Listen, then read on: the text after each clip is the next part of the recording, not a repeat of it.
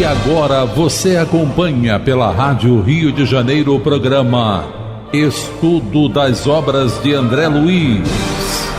Vamos refletir sobre o livro Nosso Lar.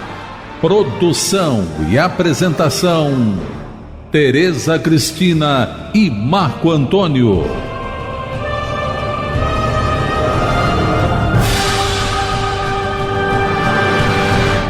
Olá, caros ouvintes da Rádio Rio de Janeiro. Estamos começando o nosso programa, Estudo das Obras de André Luiz.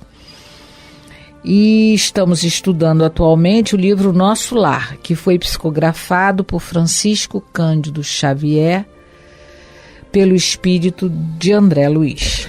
Amigos ouvintes da emissora da Fraternidade, Rádio Rio de Janeiro, novamente estamos aqui com a permissão de Jesus, é claro, sempre, para darmos continuidade ao estudo da vida no mundo espiritual através da obra Nosso Lar. Nós estamos no capítulo 49, regressando à casa, que André Luiz retorna à sua casa, né? A sua ex-casa. Vamos tentar falar de modo mais correto, sua ex-casa.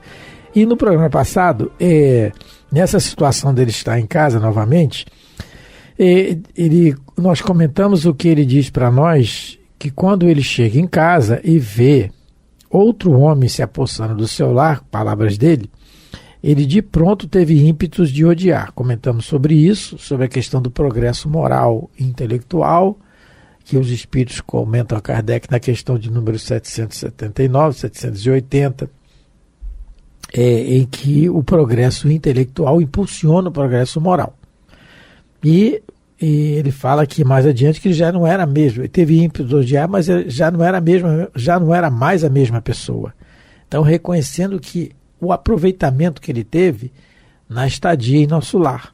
Comentamos sobre isso, que quando ele chega em Nosso Lar e após ele querer trabalhar, né, porque o espírito tem que querer, nós temos que ter vontade de fazer, e aí é apresentada a ele todas as opções de trabalho nos ministérios, onde há vários doentes, e ele aproveita isso e falam com ele, né? A gente lembra disso no capítulo 14 do livro Nosso Lar, comentamos sobre isso, que está lá.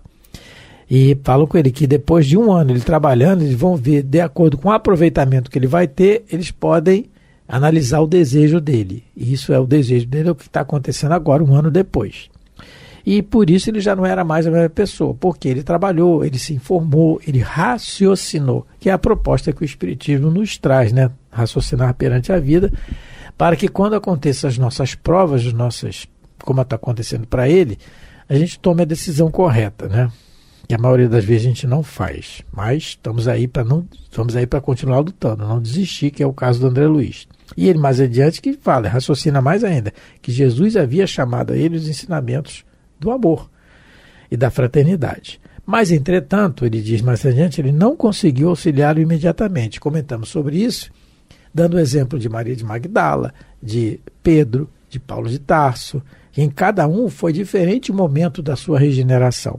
Pedro Neves, coitado. O caso que a Tereza cita no livro Sexo e Destino, do personagem Pedro Neves, há mais de 40 anos trabalhando no plano espiritual. Trabalhando no bem. No bem, afinco. O André Luiz já até elogiando ele, mas quando ele vê a prova da filha que está desencarnando com câncer, e o marido com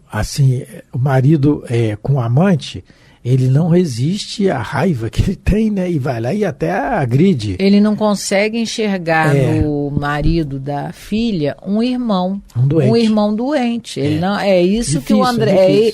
porque esse é o nosso exercício enquanto encarnado estamos, né? A cada encarnação a gente está sendo estimulado a compreender que o nosso amor tem que ser como Jesus amava. Para isso ele pediu isso para a gente, né? Que vos amei uns aos outros como eu vos amei. Como é que ele nos amava? Como irmãos. A gente vai precisar vivenciar isso em algum momento da nossa jornada, seja nessa encarnação, na outra, mas a gente vive relacionamentos a cada encarnação para que a gente desenvolva esse amor fraternal. Então, o Pedro Neves, mesmo depois de 40 anos, ele não vai conseguir isso. É muito interessante, está no livro Sexo e Destino. Isso. É o penúltimo livro da série, muito interessante. É muito bom. Agora, fazendo, a Teresa está falando, e antes de vir, porque o mais beneficiado daqui desse estudo, gente, somos nós, que a gente estuda para fazer aqui o comentário. Então, o mais beneficiado é aquele que estuda. E se agradece a Deus, a Jesus e a todos vocês que ouvem, porque o mais beneficiado somos nós. Porque quando a gente estava vindo para cá hoje, por exemplo, para gravar aqui na rádio, a gente liga a televisão para ver como é que está o trânsito. Detalhes, né? E aí na televisão fala do trânsito da Avenida Brasil aqui no Rio de Janeiro, que é uma bênção. E aí... É uma prova. É uma prova. E aí teve uma notícia, como tem todo dia, de um assalto, uma tentativa de assalto. E na tentativa de assalto, a vítima que ia ser assaltada atirou nos dois meninos que eram rapazes novos. Um morreu e outro também gravemente ferido. Na hora que eu ouvi o noticiário, eu tive ímpetos, estou lembrando aqui do André Luiz, eu tive ímpetos de elogiar o cara que atirou. Eu tive ímpetos. A gente está no espiritismo já há um bom tempo, raciocinando. Mas na hora eu tive ímpetos. Depois eu falei, não, está errado. Não pode ser assim. Não está certo. Eu não posso ficar satisfeito porque o outro escolheu uma vida de marginalizada, que foi a opção dele, e que ele seja morto por isso. Eu vim raciocinando isso. A Teresa nem sabe. Eu vim no carro e vim conversando, mas eu vim raciocinando, brigando comigo mesmo, porque eu tive ímpetos, porque é o que o André Luiz está aqui, ele teve ímpetos. E outra coisa, o Ernesto não está fazendo mal nenhum a ninguém. Pelo contrário. E se aí que vem o raciocínio que eu queria dizer. E se o André Luiz chega em casa e encontra a Zélia casada e o marido maltratando ela? Como é que ia ser? Não é? Que é o que acontece muitas vezes com espíritos rebeldes, que vem, que pede, insiste para vir em casa e vê a situação totalmente contrária ao que ele espera, que é o que está no livro Memórias do Suicida, que vez por outra a gente cita aqui o caso do Jerônimo, né, Teresa? Do Jerônimo Silveira. E aí... Jerônimo Araújo Silveira. O nome dele é Jerônimo Araújo Silveira, que ele vem em casa e vê a família totalmente destrambelhada, aí no caso dele, por causa do suicídio dele. Mas pela consequência do suicídio do que ele fez, de suicidar. Mas se o André Luiz encontra aqui alguém que trate mal a Zélia, não digo nem agredir, não vou chegar a esse extremo, mas que trate mal as filhas, porque não é filho dele. E aí, como é que ia ser? Não é? Que é o que corriqueiramente acontece. Mas aí a gente vê uma resposta positiva num caso desse, que está no livro Libertação, que o Gúbio chega e vê a filha dele, que foi filha numa outra encarnação, sendo obsediada por dois e que implantaram nela ovoides, que eram mentes, né, no caso. Totalmente estrambelhadas, né? Para poder... maltratar ela, prejudicar mais ainda. E ele vai socorrer quem primeiro? Ele vai socorrer, antes de socorrer a filha, ele vai socorrer os dois obsessores da filha. Eu acho até engraçado isso. Mas um dia a gente vai ter que fazer a mesma coisa, porque a gente vai precisar sentir que nós somos irmãos e quem está fazendo mal está doente, como a gente leu aqui, que até hoje eu não me esqueço, eu só não lembro qual é o capítulo. Eu não sei se é o ministro Clarencio que fala para ele, qual o ministro que diz para ele, olha, o mal na realidade é você estar gastando energia à toa, porque o mal não é perene, o mal não é para sempre, não é eterno. Então você só está gastando energia e vai ter que, né, daqui a pouco recompor a situação. Mas enfim, então vamos lá, um dia a gente chega lá. Parágrafo 15. Porque esse capítulo trata muito do nosso egoísmo, né, e do nosso orgulho. Por isso que é bom a gente comentar. Parágrafo 15. Assentei-me, né? Assentei-me. Então vamos lá. Assentei-me decepcionado e acabrunhado, vendo Zélia entrar no aposento e dele sair várias vezes, acariciando o enfermo com a ternura que me coubera noutros tempos. Ai, meu Deus. E depois de algumas horas de amarga observação e meditação, olha, algumas horas, né? Uhum. Ficou sentado ali olhando. Voltei cambaleante. Ele cambaleando, gente. À sala de jantar, onde encontrei as filhas conversando. Sucediam-se as surpresas. A mais velha casara-se e tinha ao colo o filhinho. E o meu filho, onde estaria ele? Bom, então nesse parágrafo aqui a gente vê primeiro assim. Ele viu Zélia entrar no aposento e dele sair várias vezes. No Livro dos Espíritos, na pergunta de número 893, olha, ele está vendo, antes da gente ler a pergunta do Livro dos Espíritos, ele está vendo a Zélia entrar e sair e fazer carinho no Ernesto, porque ele está doente. Olha a situação que os Espíritos prepararam para ele, né? Ao carinho que cabia a ele, que ele acabou de falar, olha, ao caminho, como é que é? Que me coubera noutros tempos. Esse carinho é meu, né? Você que tinha que receber. Imagina a cena, tanto que ele saiu cambaleando. Mas aí é que vem a pergunta, a gente pode encaixar o raciocínio na pergunta do Livro dos Espíritos de 1893, que é da perfeição moral, o capítulo. As virtudes e os vícios. Allan Kardec pergunta assim: qual a mais meritória de todas as virtudes? Vamos encaixar essa pergunta no que a gente está vendo, que o André Luiz está com o ímpeto de odiar que ele teve e teve que sentar e ver a esposa fazendo carinho no Ernesto.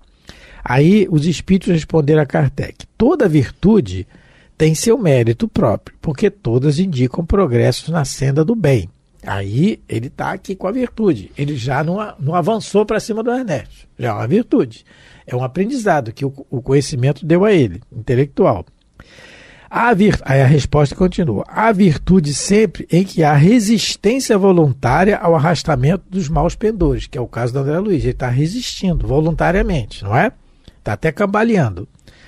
Aí a resposta continua: a sublimidade da virtude, porém, quer dizer, o top lá do negócio, está no sacrifício do interesse pessoal pelo bem do próximo, sem pensamento oculto. A mais meritória é a que se assenta na mais desinteressada caridade. Então, o André Luiz está resistindo voluntariamente ao arrastamento dos maus pendores. Está resistindo tanto que está cambaleando. Ele está meio tonto, mas ainda não é. A sublimidade é o sacrifício do interesse pessoal. Vamos ver se ele vai conseguir fazer isso nesse ponto aqui, nesse caso aqui, não é? Esse sentimento que ele está agora, dois sentimentos que ele está experimentando é o ciúme. E eu lembrei que no Evangelho segundo o Espiritismo, no capítulo 5, no item 23, Kardec vai nos falar sobre os tormentos voluntários. E ele coloca, né, eu vou até ler o pedacinho, um trechinho que é muito interessante. E ele faz uma pergunta: haverá maiores, né, tormentos do que os que derivam da inveja e do ciúme? Para o invejoso e o ciumento não há repouso, estão perpetuamente febricitantes. O que não tem, os outros possuem, lhes causa insônia, dão-lhes vertigem. Então, Allan Kardec coloca para ele, é muito interessante esse item do capítulo 5, os tormentos voluntários, porque são as nossas opções. A gente se atormenta por cultivar esses dois sentimentos negativos, que são o ciúme e a inveja. Então, o André Luiz aqui, ele está agindo de uma maneira ciumenta, não é? E nós, encarnados, temos que vigiar bastante para também não cair nesse mesmo erro, né, do André Luiz. Por quê? Porque se ele está assim agora, é porque durante a encarnação ele tinha esse comportamento, não é? Muito ciumento, muito possessivo. A gente viu aqui nos parágrafos anteriores que ele é um sentimento de posse, é minha casa, minha mulher, ele fala, é meu lar, não é?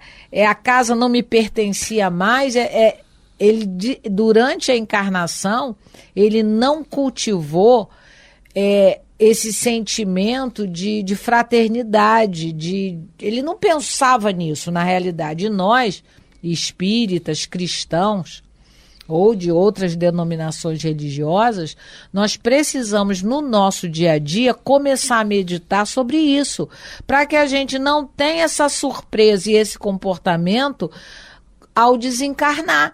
Porque, como as pessoas falam, quem morreu, viúvo, é quem foi embora. O outro tem que viver, tem que continuar a vida. Olha, gente, a gente tem que meditar. Não é que a gente goste dessa ideia, porque nós somos ainda, como André Luiz, possessivos, não é? É minha esposa, meu marido, meu filho, minha casa. Mas a gente tem que meditar que a hora que a gente fizer a viagem de volta para casa, para o mundo espiritual, tudo que ficar aqui não mais nos pertence. Não mais, porque a gente precisa, todo o estudo, das obras de André Luiz, através das mãos abençoadas de Chico Xavier, todos os livros que vieram por ele, é para nos ajudar a viver melhor, para que a gente não tenha tantas surpresas quanto o André Luiz está tendo. Não é? E tantos outros, nos outros livros da série, a gente vai ver também.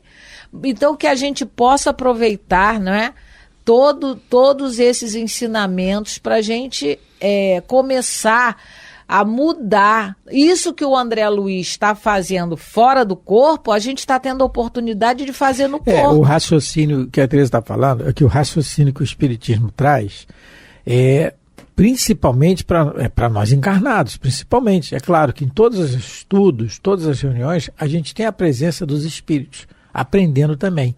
Inclusive, muito interessante, fazendo mais um parênteses aí nesse raciocínio, na evangelização das casas religiosas, na casa espírita mais especificamente, são trazidos muitos espíritos já assim, desencarnaram adultos para aprender o que as crianças estão aprendendo. Porque o raciocínio deles ainda está assim. Então, é claro que os espíritos acompanham os estudos. É lógico, aqui agora a gente está rodeado de espíritos também acompanhando, lógico, as gravações, como em todos os lugares. Agora, é o que a Teresa falou, é para nós aqui. O momento é agora, o momento é sempre agora. E não pensem vocês, pelo amor de Deus, que a gente está livre disso, não. Nós estamos aqueles que mais precisam do ensinamento, porque o egoísmo está patente em nós ainda, muito patente. O Paulo Renato, que faz alguns programas aqui na rádio, ele tem uma frase, é a autoria de Paulo Renato, hein? Ele tem uma frase muito legal que eu gosto, assim: não nos iludamos com virtudes que ainda não possuímos, porque não possuímos. A gente não cai nessa ilusão. Só porque tem um rótulo religioso. Um rótulo religioso e porque consegue memorizar algumas questões, algumas páginas. É necessário sim estudar, claro que é. Não é de desmerecer, pelo amor de Deus. Que os espíritos responderam a Allan Kardec. O progresso intelectual impulsiona o moral. Então tem que ter o intelectual. Tem que ter, para discernir.